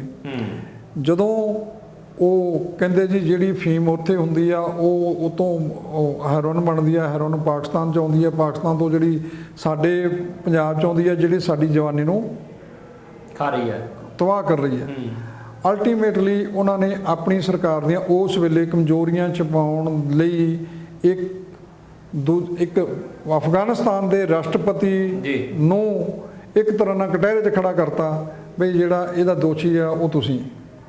ਸੋ ਉਹ ਕਹਿਣਾ ਮਤਲਬ ਵੀ ਉੱਥੇ ਇਹ ਨਹੀਂ ਵੀ ਉੱਥੇ ਫੀਮ ਨਹੀਂ ਹੁੰਦੀ ਜਾਂ ਉੱਥੇ ਹੈਰੋਇਨ ਨਹੀਂ ਬਣਦੀ, ਉੱਥੇ ਦੁਨੀਆ ਦੀ ਸਭ ਤੋਂ ਵੱਡਾ ਜਿਹੜਾ ਨਸ਼ਿਆਂ ਦੀ ਜਿੱਦਾਂ ਕਹ ਲਓ ਰਾਜਧਾਨੀ ਆ ਉਹ ਅਫਗਾਨਿਸਤਾਨ, ਖੇਤੀ ਨਸ਼ਿਆਂ ਦੀ ਕਰਦੇ, ਹਾਂ ਕਰਦੇ, ਕੋਈ ਸ਼ਬਦ ਕਹਿੰਦੇ ਖੇਤੀ ਨਸ਼ਿਆਂ ਦੀ ਕਰਦੇ, ਖੇਤੀ ਨਸ਼ਿਆਂ ਦੀ ਕਰਦੇ ਆ, ਔਰ ਉਹਦੇ ਤੇ ਪੂਰੀ ਤਰ੍ਹਾਂ ਕੰਟਰੋਲ ਜਿਹੜਾ ਹੈਗਾ ਉਹ ਤਾਲਿਬਾਨਾਂ ਦਾ ਹੈਗਾ ਜੀ। ਤੇ ਉਹਦੇ ਨਾਲ ਹੀ ਉਹ ਜਿਹੜੇ ਆਪਣੇ ਹਥਿਆਰ ਖਰੀਦਦੇ ਨੇ, ਉਹਦੇ ਨਾਲ ਹੀ ਹੋਰ ਜਿਹੜਾ ਉਹ ਆਪਣੀਆਂ ਲੋੜਾਂ ਪੂਰੀਆਂ ਕਰਦੇ ਨੇ, ਤੇ ਉਹ ਸਾਰੀ ਖੇਤੀ ਦੇ ਉੱਪਰ ਕੰਟਰੋਲ ਜਿਹੜਾ ਉਹ ਤਾਲਿਬਾਨੀਆਂ ਦਾ। ਬਿਲਕੁਲ, ਹੁਣ ਇਹ ਕਹਿ ਸਕਦੇ ਆ ਕਿ ਬਹੁਤ ਸਾਰੇ ਜਿਹੜੇ ਆ ਇਹਦੇ ਦੂਰਗਾਮੀ परिणाम, ਅੱਗੇ ਸਮੇਂ ਆਉਣ ਵਾਲੇ परिणाम ਤਾਂ ਦੇਖਣ ਨੂੰ ਮਿਲਣਗੇ ਆਉਣ ਵਾਲੇ ਸਮੇਂ 'ਚ, ਪਰ ਫਿਲਹਾਲ ਦੀ ਘੜੀ ਥੋੜਾ ਜਿਹਾ ਮੈਨੂੰ ਲੱਗਦਾ ਕਿ ਅਹਿਸਾਸ ਕਰਨਾ ਪਏਗਾ ਕਿ ਜਿਹੜੇ ਲੋਕ ਉਸ ਮੁਲਕ ਤੋਂ ਪਲਾਇਨ ਕਰਨ ਲਈ ਕਾਹਲੇ ਪਏ ਹੋਏ ਨੇ, ਆਪਣੀ ਜਾਨ ਜ਼ੋਖਮ 'ਚ ਪਾ ਕੇ ਵੀ ਜਾਨ ਬਚਾਉਣ ਦੀ ਦੌੜ ਦੇ ਵਿੱਚ ਲੱਗੇ ਹੋਏ ਆ, ਉਹਨਾਂ ਦੇ ਅਹਿਸਾਸ ਇਸ ਸਮੇਂ ਕਿਹੋ ਜਿਹਾ ਹੋਣਗੇ। ਮੇਰਾ ਖਿਆਲ ਹੈ ਕਿ ਉਹ ਜਦੋਂ ਸਮਝਾਂਗੇ ਤਾਂ ਸਾਨੂੰ ਆਪਣੇ ਆਪ ਪਤਾ ਲੱਗ ਜਾਏਗਾ ਕਿ ਉੱਥੋਂ ਦੀਆਂ ਸਥਿਤੀਆਂ ਕਿਹੋ ਜਿਹੀਆਂ ਹੋ ਸਕਦੀਆਂ ਨੇ। ਫਿਲਹਾਲ ਅੱਗੇ ਦੇਖਦੇ ਹਾਂ ਕਿ ਕੀ ਕੁਝ ਵਾਪਰਦਾ, ਇਸ ਸਭ ਦੇ ਨਾਲ ਕਿੰਨਾ ਕੁ ਪ੍ਰਭਾਵਿਤ ਹੁੰਦੇ ਆ ਅਸੀਂ, ਕਿੰਨਾ ਕੁ ਪ੍ਰਭਾਵਿਤ ਹੁੰਦੇ ਆ ਉੱਥੇ ਅਫਗਾਨਿਸਤਾਨ ਦੇ ਲੋਕ, ਤੇ ਕਿੰਨਾ ਕੁ ਪ੍ਰਭਾਵਿਤ ਹੁੰਦਾ ਆ ਇਸ ਤਾਲਿਬਾਨਾਂ ਦੇ ਕਦਮ ਤੋਂ ਬਾਅਦ ਵਿਸ਼ਵ, ਕਿਉਂਕਿ ਗਲੋਬਲ ਪਿੰਡ ਬਣ ਚੁੱਕੇ ਹਾਂ ਅਸੀਂ ਇਸ ਸਮੇਂ, ਤੇ ਹਰ ਚੀਜ਼ ਦਾ ਪ੍ਰਭਾਵ ਸਮੁੱਚੇ ਰੂਪ ਦੇ ਵਿੱਚ ਸਾਰੇ ਪਾਸੇ ਪੈਂਦਾ ਆ। ਅੱਛਾ, ਇਹਦੇ ਤੋਂ ਬਾਅਦ ਆਪਾਂ ਥੋੜਾ ਜਿਹਾ ਆਪਾਂ ਪੰਜਾਬ ਵੱਲ ਆ ਜਾਂਦੇ ਹਾਂ। ਅੱਜ ਬੜਾ ਕੁਝ ਵਾਪਰਿਆ ਆ, ਉਸ ਬੜੇ ਕੁਝ ਵਾਪਰੇ ਦੇ ਵਿੱਚ ਮੈਨੂੰ ਲੱਗਦਾ ਕਿ ਇਹ ਖਬਰ ਇੱਕ ਬਹੁਤ ਅਹਿਮ ਹੈ ਕਿ ਇੱਕ ਪਾਸੇ ਤਾਂ ਕਾਂਗਰਸ ਜਿਹੜੀ ਆ ਉਹ ਜਲੰਧਰ ਕੈਂਟ ਹਲਕੇ ਤੋਂ ਜਿਹੜੇ ਪ੍ਰਗਟ ਸਿੰਘ ਹੋਰੀ ਆ ਉਹਨਾਂ ਨੂੰ ਪੀਪੀਸੀ ਦਾ ਜਨਰਲ ਸਕੱਤਰ ਨਿਯੁਕਤ ਕਰਦੀ ਹੈ, ਦੂਜੇ ਪਾਸੇ ਉਸੇ ਹਲਕੇ ਤੋਂ ਜਗਬੀਰ ਬਰਾੜ ਹੋਰੀ ਜਿਹੜੇ ਨਕੋਦਰ ਤੋਂ ਪਿਛਲੀ ਵਾਰੀ ਚੋਣ ਵੀ ਲੜੇ ਸੀਗੇ, ਉਹ ਅਸਤੀਫਾ ਦੇ ਕੇ ਕਾਂਗਰਸ ਤੋਂ ਅਕਾਲੀ ਦਲ ਜੁਆਇਨ ਕਰਦੇ ਆ ਤੇ ਅਕਾਲੀ ਦਲ ਜਲੰਧਰ ਕੈਂਟ ਤੋਂ ਉਹਨਾਂ ਨੂੰ ਉਮੀਦਵਾਰ ਵੀ ਐਲਾਨ ਦਿੰਦੀ ਹੈ। ਇਹ ਅਜੀਬ ਜੀ ਅੱਜ ਸਥਿਤੀ ਜਿਹੜੀ ਆ ਉਹ ਦੇਖਣ ਨੂੰ ਮਿਲੀ ਕਿ ਉਹ ਬੰਦਾ ਜਿਹੜਾ ਇੱਥੋਂ ਹੀ ਟਿਕਟ ਭਾਲਦਾ ਸੀ, ਇੱਥੋਂ ਟਿਕਟ ਨਹੀਂ ਦਿੱਤੀ, ਪ੍ਰਗਟ ਸਿੰਘ ਨੂੰ ਟਿਕਟ ਦਿੱਤੀ, ਉਹਨੂੰ ਕਿਹਾ ਕਿ ਤੂੰ ਚੱਲ ਭਾਈ ਨਕੋਦਰ ਚੋਣ ਲੜ, ਨਕੋਦਰ ਤੀਜੇ ਨੰਬਰ ਤੇ ਜਾ ਕੇ ਰਹਿੰਦਾ ਆ, ਚੋਣ ਹਾਰ ਜਾਂਦਾ ਹੈ। ਹੁਣ ਇਧਰਲੇ ਪਾਸੇ ਅਕਾਲੀ ਦਲ ਵੱਲੋਂ ਆਣ ਕੇ ਜਲੰਧਰ ਕੈਂਟ ਤੋਂ ਚੋਣ ਲੜਨ ਦੀਆਂ ਤਿਆਰੀਆਂ ਕਰਦਾ ਪਿਆ। ਆ ਜਿਹੜੀ ਖਿਚੜੀ ਜੀ ਪੱਕਦੀ ਪਈ ਹੈ ਨਾ, ਮੈਨੂੰ ਤਾਂ ਲੱਗਦਾ ਕਿ ਕੈਂਟ ਵਾਲੇ ਲੋਕ ਬੜੇ ਹੈਰਾਨ ਹੋਣੇ ਆ ਕਿ ਅਸੀਂ ਪ੍ਰਗਟ ਸਿੰਘ ਨੂੰ ਪਹਿਲਾਂ ਅਕਾਲੀ ਦਲ ਵੱਲੋਂ ਜਿਤਾਇਆ, ਫਿਰ ਅਸੀਂ ਪ੍ਰਗਟ ਸਿੰਘ ਨੂੰ ਕਾਂਗਰਸ ਵੱਲੋਂ ਜਿਤਾਇਆ, ਆ ਜਗਬੀਰ ਬਰਾੜ ਕਦੀ ਪੀਪੀ ਵੱਲੋਂ ਆਇਆ, ਕਦੀ ਕਾਂਗਰਸ ਵੱਲੋਂ ਆਇਆ, ਆ ਹੁਣ ਫਿਰ ਅਕਾਲੀ ਦਲ ਵਾਲਿਆਂ ਵੱਲੋਂ ਆ ਰਿਹਾ। ਇਹ ਲੋਕਾਂ ਨੂੰ ਇੱਕ ਕੀ ਕਿਰਦਾਰ ਦਿਖਾਉਂਦੇ ਨੇ ਆਪਣਾ ਸਿਆਸਤਦਾਨ ਕਿ ਅਸੀਂ ਕਿਹੜੀ ਪਾਰਟੀ ਦੇ ਨਾਲ ਵਫਾਦਾਰ ਹਾਂ ਤੇ ਕਿਹੜੀ ਪਾਰਟੀ ਤੋਂ ਅਸੀਂ ਜਿਹੜਾ ਆ ਉਹ ਕਿਨਾਰਾ ਹੋ ਕੇ ਤੁਹਾਡੇ ਵਿੱਚ ਆਉਂਦੇ ਆ। ਸਥਿਤੀਆਂ ਕੀ ਬਣ ਰਹੀਆਂ ਨੇ ਤੇ ਹੁਣ ਜਲੰਧਰ ਕੈਂਟ ਦੇ ਹਾਲਾਤ ਕੀ ਬਣ ਗਏ ਜਗਬੀਰ ਬਰਾੜ ਦੇ ਉੱਥੋਂ ਉਮੀਦਵਾਰ ਬਣਨ ਦੇ ਨਾਲ? ਜਸਵੀਰ ਜੀ, ਇਹ ਸੱਚਮੁੱਚ ਹੀ ਜਿਹੜੀ ਆ ਸਥਿਤੀ ਬੜੀ ਗੁੰਝਲਦਾਰ ਤੇ ਪਚੀਦਾ ਜਿਹੜੀ ਆ ਉਹ ਬਣਦੀ ਜਾ ਰਹੀ ਹੈਗੀ ਆ। ਤੇ ਜੇਕਰ ਆਪਾਂ ਥੋੜਾ ਜਿਹਾ ਇਸ ਸਾਰੀ ਗੱਲ ਦੇ ਉੱਤੇ ਜਿਹੜਾ ਪਹਿਲਾਂ ਜਿਹੜਾ ਅੱਜ ਹੋਇਆ ਜੀ, ਉਹ ਅੱਜ ਇਹੋ ਹੀ ਹੋਇਆ ਵੀ ਉਸ ਗੱਲ ਤੋਂ ਨਜ਼ਰ ਆਇਆ ਜੋ ਉੱਥੇ ਘਟਨਾਕ੍ਰਮ ਤੇਜ਼ੀ ਨਾਲ ਵਾਪਰੇ।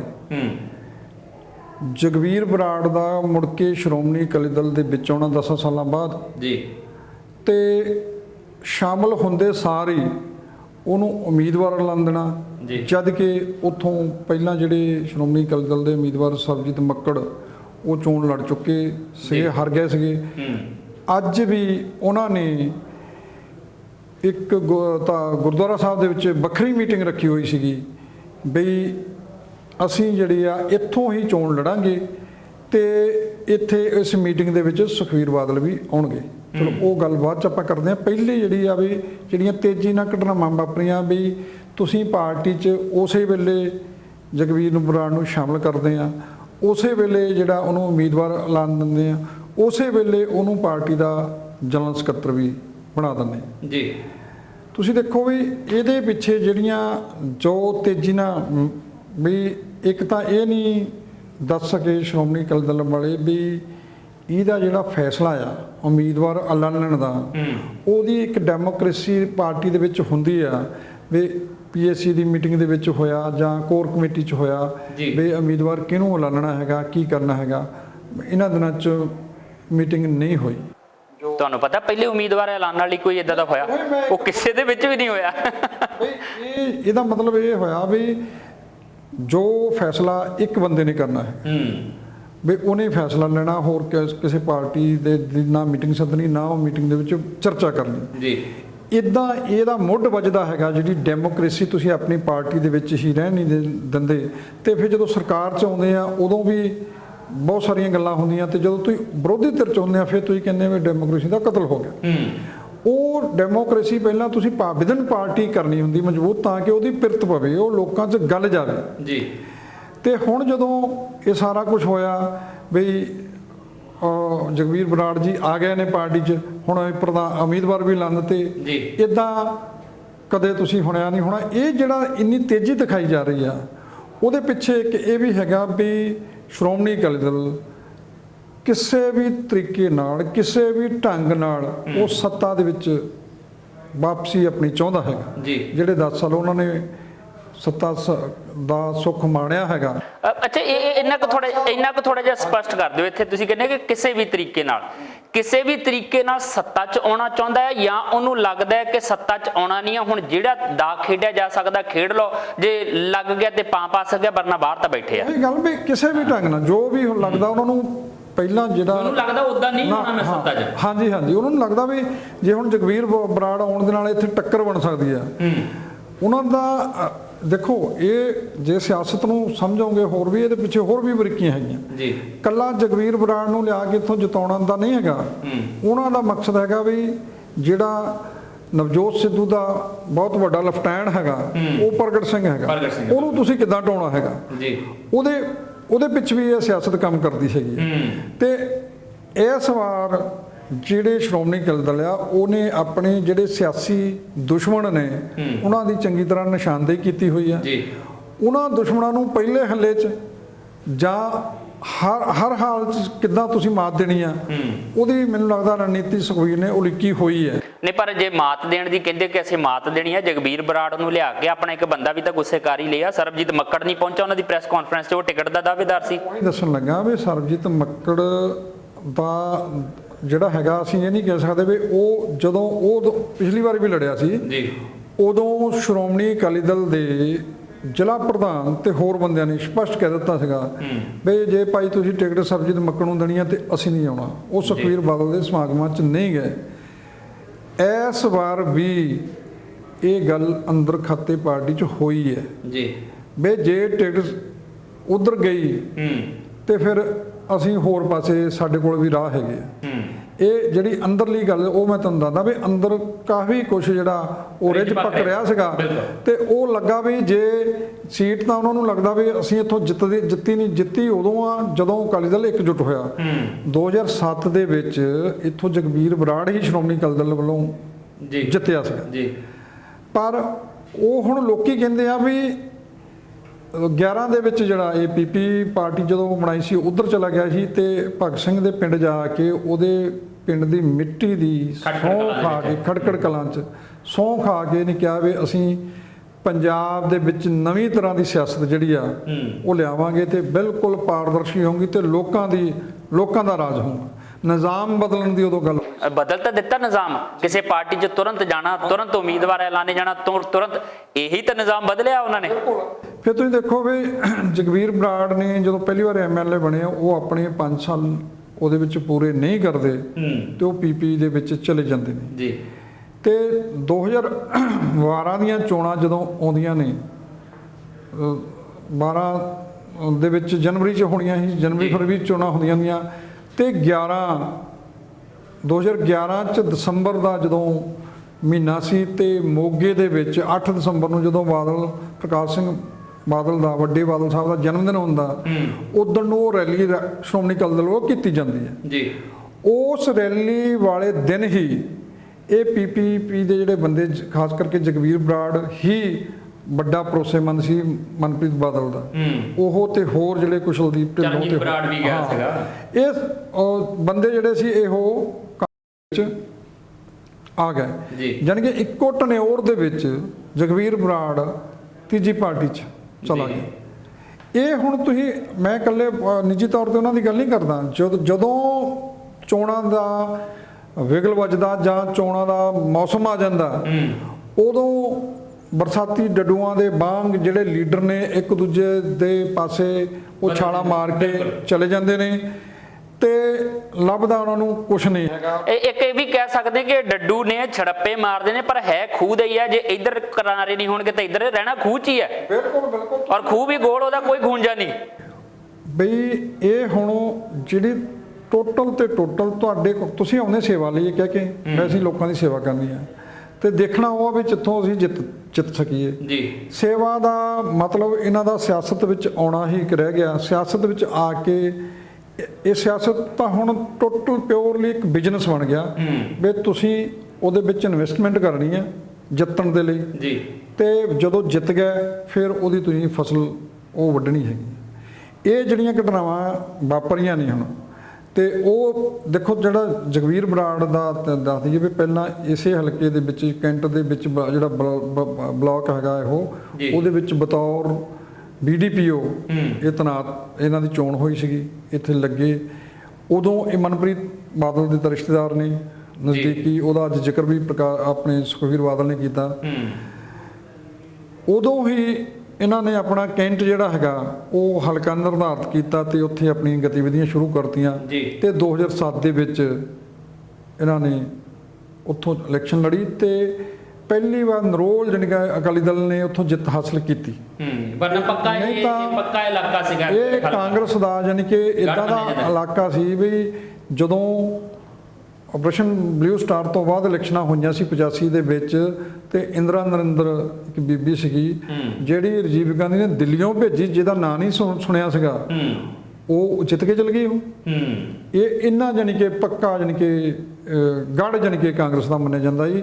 ਬੇਅੰਤ ਸਿੰਘ ਨੇ ਵੀ ਇਸੇ ਕਰਕੇ ਇਹਨੂੰ ਚੁਣਿਆ ਵੀ ਸੇਫ ਸੀਟ ਕਾਂਗਰਸ ਦੀ ਮੰਨੀ ਜਾਂਦੀ ਹੈ। ਕੁੱਲ ਮਿਲਾ ਕੇ ਕਹਿ ਲਈਏ ਜੀ, ਜੋ ਕੁਝ ਅੱਜ ਹੋਇਆ ਵਾਪਰਿਆ ਉਹਨੇ ਸਹੀ ਮਾਇਨਿਆਂ ਦੇ ਵਿੱਚ ਸਿਆਸਤ ਦੀ ਅਸਲ ਤਸਵੀਰ ਦਿਖਾ ਦਿੱਤੀ ਹੈ ਕਿ ਅੱਜ ਕੱਲ੍ਹ ਸਿਆਸਤ ਇੱਕ ਵਪਾਰ ਬਣ ਚੁੱਕੀ ਹੈ, ਸਿਆਸਤ ਇੱਕ ਜੂਆ ਵੀ ਬਣ ਚੁੱਕੀ ਹੈ ਕਿ ਤੁਸੀਂ ਦਾ ਲਾਓ, ਜੇ ਤੁਹਾਡਾ ਪਾਸਾ ਠੀਕ ਪੈ ਗਿਆ ਤੇ ਪੌਂ 12, ਨਹੀਂ ਤਾਂ ਕੋਈ ਗੱਲ ਨਹੀਂ, ਦਾ ਅਗਲੀ ਵਾਰ ਵੀ ਖੇਡਿਆ ਜਾ ਸਕਦਾ। ਜੇ ਇਸ ਪਾਰਟੀ ਵੱਲੋਂ ਨਹੀਂ ਤਾਂ ਅਗਲੀ ਵਾਰੀ ਉਸ ਪਾਰਟੀ ਵੱਲੋਂ ਹੋ ਜਾਣਗੇ, ਜੇ ਉਸ ਪਾਰਟੀ ਵੱਲੋਂ ਨਹੀਂ ਤਾਂ ਅਗਲੀ ਵਾਰੀ ਫਿਰ ਕੋਈ ਨਾ ਕੋਈ ਨਵੀਂ ਪਾਰਟੀ ਵੀ ਆ ਜਾਣੀ ਆ। ਸੋ ਸਿਆਸਤ ਦੇ ਵਿੱਚ ਦਾ ਖੇਡੇ ਜਾ ਰਹੇ ਨੇ ਔਰ ਇਹ ਦਾ ਖੇਡਦੇ ਸਾਡੇ ਸਿਆਸਤਦਾਨ ਪੰਜਾਬ ਨੂੰ ਤੇ ਪੰਜਾਬੀਆਂ ਦੇ ਭਵਿੱਖ ਨੂੰ ਦਾ ਤੇ ਲਾਉਂਦੇ ਸਾਫ਼ ਤੌਰ ਤੇ ਦੇਖੇ ਜਾ ਸਕਦੇ ਆ। ਨੌਲੀ ਸਾਹਿਬ, ਬਹੁਤ ਬਹੁਤ ਸ਼ੁਕਰੀਆ ਗੱਲਬਾਤ ਕਰਨ ਦੇ ਲਈ, ਵਕਤ ਕੱਢਣ ਲਈ, ਔਰ ਇਸ ਦੇ ਨਾਲ ਹੀ ਆਪਣੇ ਜਸਵੀਰ ਨੂੰ ਵੀ ਦਿਓ ਇਜਾਜ਼ਤ। ਪਰ ਤਾਜ਼ਾ ਤਰੀਨ ਖਬਰਾਂ ਦੇ ਲਈ ਦੇਖਦੇ ਰਹੋ ਟੀਵੀ ਪੰਜਾਬ। ਸਤਿ ਸ਼੍ਰੀ ਅਕਾਲ ਜੀ, ਮੈਂ ਨਿਰਮਲ ਮਾਨ ਪੂਰਾ ਡੈਟ ਸੈਟਲਮੈਂਟ ਤੋਂ। ਇਹ ਤੁਸੀਂ ਵੀਡੀਓ ਦੇਖ ਰਹੇ ਸੀ ਟੀਵੀ ਪੰਜਾਬ ਦੇ ਉੱਤੇ। ਇਹੋ ਜਿਹੇ ਹੋਰ ਜਾਣਕਾਰੀ ਭਰਪੂਰ ਵੀਡੀਓ ਦੇਖਣ ਵਾਸਤੇ ਟੀਵੀ ਪੰਜਾਬ ਦੇ ਚੈਨਲ ਨੂੰ ਸਬਸਕ੍ਰਾਈਬ ਕਰੋ ਤੇ ਨਾਲ ਹੇਠ ਦਿੱਤੇ ਹੋਏ ਬੈਲ ਆਈਕਨ ਦੇ ਬਟਨ ਦਬਾਓ। ਸਤਿ ਸ਼੍ਰੀ ਅਕਾਲ।